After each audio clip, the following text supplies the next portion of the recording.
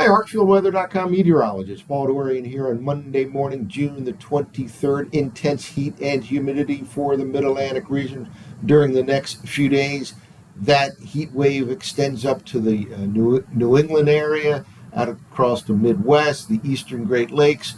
100 degrees on the table each of the next couple of days. Places like D.C., Baltimore, Wilmington, Philadelphia, Newark, New York City. Some of these areas will certainly reach record highs this afternoon, and there certainly can be a record high in any of those areas along the I-95 corridor region on Tuesday afternoon as well. Remains very hot on Wednesday. Then the very, very strong ridge that is responsible for this heat wave will begin to break down. Initially, it'll break down along its northern perimeter, and then eventually it gets a little bit back to normal all the way down to the D.C. metro region by the end of the week, going into the early part of the weekend. With the breakdown of the ridge, it looks like the chance for showers and thunderstorms will return to the I-95 corridor region, let's say Wednesday afternoon, but especially Thursday, Friday, Saturday, and even Sunday. There will be that daily chance of afternoon and evening showers and thunderstorms. Before we get to the heat wave here, I wanted to take a quick look at the tropical scene. We actually may have our first Atlantic Basin tropical system here that could become named over the next 6 to 12 hours or so. It's got a better than even chance of being named. It will remain out over the open waters of the Atlantic Ocean, though no threat to land, but it could very well become the first named storm of the 2025 season. Well, in terms of the tropical season so far across the entire northern hemisphere, and it is early, of course, we're only midway through the month of June, a little bit past the midway point now, it has been quiet. Again, this could be the very first storm in the Atlantic Basin. Again, it's also still early. However, the real quiet area has been the western part of the Pacific Ocean. We have a table here from Colorado State University of what we call the accumulated cyclone energy. This takes into account not only the strength of tropical systems, but the longevity, how long it lasts, and the magnitude all play a role in what we call the accumulated cyclone energy. A very good way of monitoring tropical activity. And here we have, again, nothing yet in the Atlantic Basin. It's this top line right here in parentheses. Normal for this time of the year, again, very early in the Atlantic. But here is the big quiet area now, the main driver in the entire northern hemisphere is the western Pacific Ocean. Has been very, very quiet. Their tropical season actually begins on May 1st. In the Atlantic Basin, officially it begins on June 1st. And it has been very quiet out in the western part of the Pacific Ocean. A little bit active, though, more than normal in the eastern part of the Pacific Ocean. But this is a major driver right here, and overall across the northern hemisphere as a whole, well below normal for this stage. Again, it's early. Things can change rapidly here, but again, the big news on the global tropical scene is the western Pacific Ocean, where it's been very, very quiet up till now. Well, let's now talk about the intense heat and humidity in the Mid-Atlantic region. On the arcfieldweather.com website for the individual sites of Philadelphia, Washington, D.C., New York City, go to the forecast page, and I posted this table here of some individual locations here in that D.C. to New York City corridor with respect to the record highs for today and tomorrow. Some of these will be broken. I have no doubt about that. Some areas for sure can reach the 100-degree mark. The last time Philadelphia officially reached 100 degrees, July 18th, 2012. Interesting thing about these record highs, many were set just a year ago, 2024, and yet there are a few here. You have to go all the way back to the 1800s for these record highs that are, again, in jeopardy, both today, which is shown right here in this particular column, and tomorrow in this far right column here. But Central Park, for example, the record highs for today and tomorrow set in 1888 in jeopardy. 96 degrees in both days.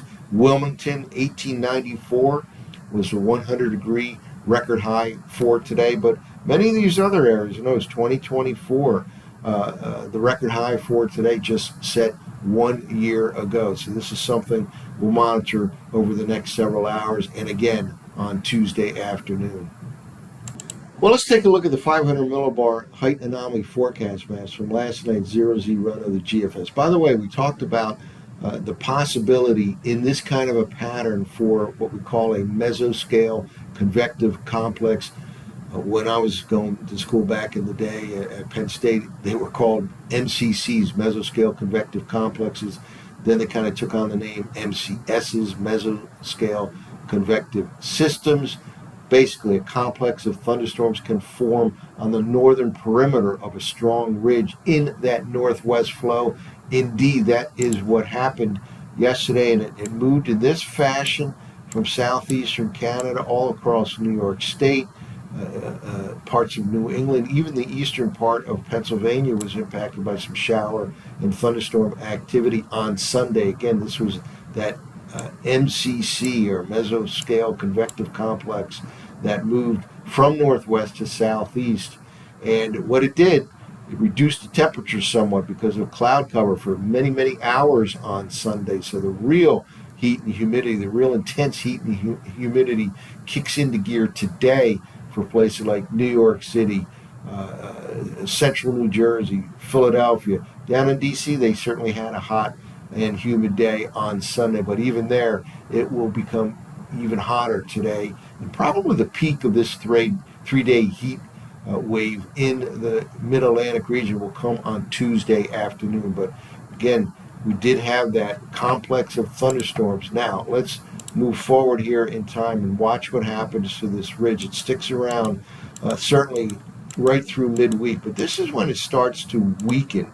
And it really starts to weaken on the northern perimeter first, and then that weakening kind of tends to slowly develop down across the south of this upper level ridge. So first, New York City will get the relief in temperatures probably as early as Thursday afternoon there, maybe by Friday in Philadelphia, and then by Saturday in D.C. we'll certainly see a relief in the high heat and humidity that will probably peak on Tuesday afternoon. Here we go into the midweek, and this is when we start to see some afternoon and evening showers and thunderstorms show up. When that ridge starts to break down come Wednesday afternoon, there can be some scattered PM showers and thunderstorms in the I-95 corridor region. That threat of rain will probably increase on Thursday, and it'll last, I think, right through the upcoming week. It looks like an unsettled period from Thursday through Sunday. D.C., Philadelphia, New York City will go out a little farther in time. Here we go at the end of the week, and again, kind of a weakening of that upper level ridge, which will really be focused and very strong over the next couple of days over the northeastern part of the nation. Just want to quickly go through the upcoming weekend. Again, unsettled right through the upcoming weekend, but by the time we get to next week, actually signs of a little bit of troughiness starting to show up here. This is next Tuesday, July 1st, a week from tomorrow. So quite a change coming. The most intense part of this heat wave in the Mid-Atlantic region will be Tuesday, but this whole 3-day period, Monday, Tuesday, and Wednesday, starts to break down from north to south on Thursday and especially on Friday. And then next week does not look like a repeat performance by any means. Perhaps temperatures at or below normal in parts of the eastern U.S. come next week. Well, let's take a look at the 850 millibar temperature anomalies, again using the 0Z GFS. By the way, the GFS deserves kudos for picking out that mesoscale convective complex sooner than the other models did. In fact, some of the other models never did catch on to that. For a few days, the GFS suspected something could develop in that Saturday night, Sunday morning time period across New York State, New England, maybe even northeastern PA, and indeed that did take place. There was some damage with that line of storms that went through New York State as well late Saturday night into early Sunday. Here we are, very, very warm throughout the Great Lakes, the Midwest, the Northeast U.S. Again, record-breaking highs possible in many of these locations later today and again on Tuesday, maybe even on Wednesday, and the first 100 degrees in several years in some places. Again, Philadelphia's last 100 was in July of 2012. So let's move forward here, and we'll start to see a breakdown of that ridge by Thursday, Friday time frame, and starts to cool down first over New England here by the time we get to late Wednesday into Wednesday night. And that tends to drop, that change in the temperature pattern, the relief in temperatures kind of drops from northeast to southwest. So New York City will see the first of the relief in that mid-Atlantic I-95 corridor region, then Philadelphia, then finally D.C. And in D.C. it does not exactly get cool, but probably high temperatures closer to 90 degrees by the time we get to Friday instead of today's 100 degrees. Then we go into the end of the week, and again, it looks like next week will present a significant cool down in much of the eastern part of the nation. This is now a week from today, warmer than normal conditions at the 850 millibar level, hanging on here through the weekend, but it won't be as intense this weekend compared to this next few days in the northeastern part of the nation. And then by the time we get to the very beginning of July, which is next Tuesday, a week from tomorrow, July the 1st here, we have below normal temperatures across good part of the eastern half of the nation. So again, the most intense heat here will be over the next few days, probably peaking on Tuesday afternoon, but there is relief in sight. Starts to break down late in the week, and certainly this weekend, and next week doesn't look bad at all with respect to temperatures in much of the eastern U.S. Now let's take a look at the surface forecast maps and what we'll watch for here in the eastern U.S.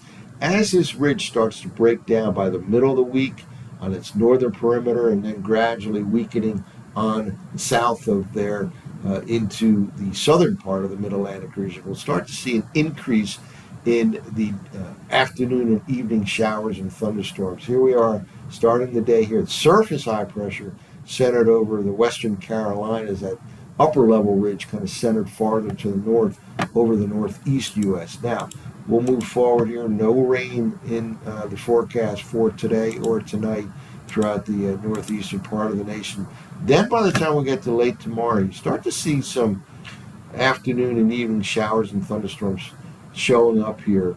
They'll be scattered here on Tuesday afternoon, perhaps a little bit more numerous on Wednesday afternoon, and that could even extend up into the D.C., Philadelphia, New York City corridor Wednesday afternoon into the evening. There can be scattered p.m.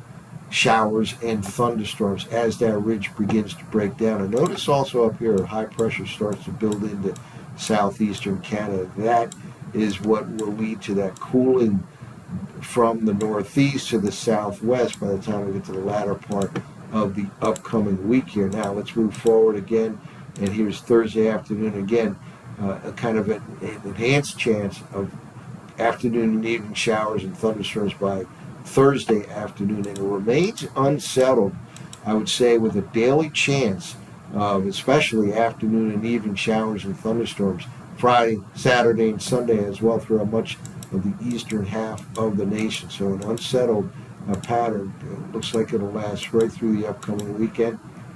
And then we'll notice that cool down in temperatures here. There'll be kind of a weak frontal system about a week from right now, the early part of next week, that slides right here. This is next Tuesday, July the 1st.